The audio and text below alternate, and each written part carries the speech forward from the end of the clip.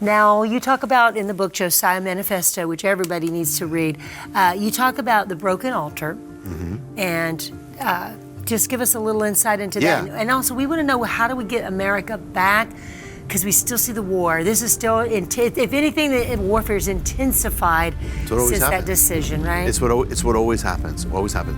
Let me share one thing leading to that, because when I heard the news about Roe versus Wade, I was with Perry Stone, and I was leaving. That was the next morning. I just, as we said at the beginning, I just that morning finished the Return of the Gods, and I get the news in the airport that Roe versus Wade is overturned, and I open up. I look at my cell phone, and the scripture comes up that I didn't ask for, and the scripture is the scripture about Phineas.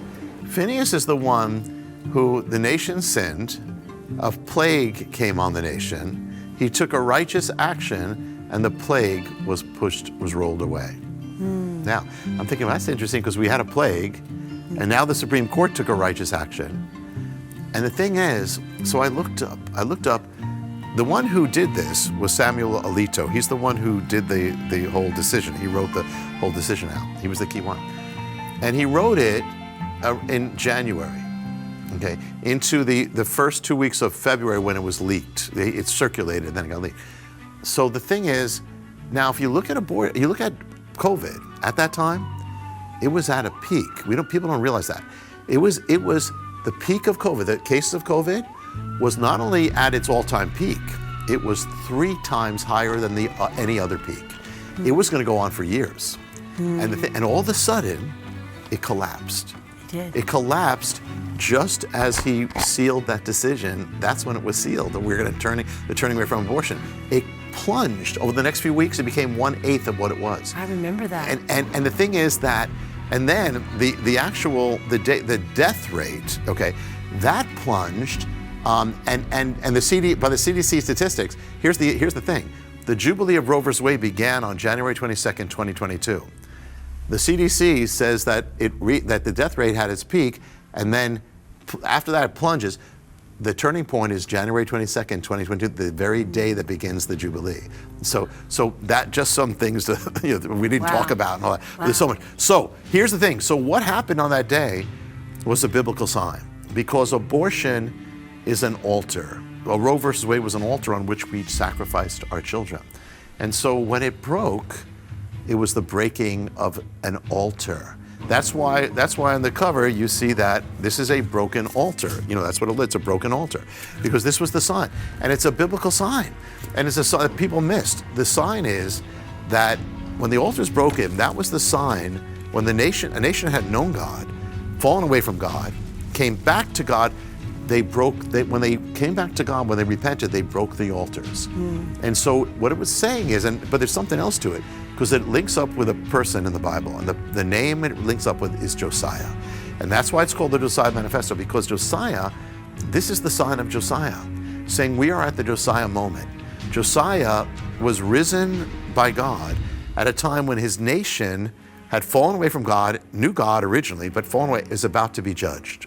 But God raises him up to bring revival. So it's either judgment or the Josiah moment means we are standing in between judgment or revival. The only thing that can save America is revival. Yes. And without it, it's lost. Yes. And so Josiah, and the thing is, that's where Josiah, that's why this came on the day I finished the Return of the Gods. It was like the Lord saying, you're going to give an answer in the next book. And the answer, and so this is, how do we overcome? And I realized Josiah, it's the moment, so we need to learn the secrets of Josiah. And the last part of the book, the last 100 pages, is the manifesto, is the guide for the end times. And that is, how did Josiah live in a culture that was so dark and didn't get corrupted? He overcame it. He overcame the culture. Yes. How did he do that? Well, it's all there. There's all sorts of keys there, which are also for us in the end times. There's so many things, but also that, Josiah, he didn't care about the past. He didn't, his father was a disaster, evil.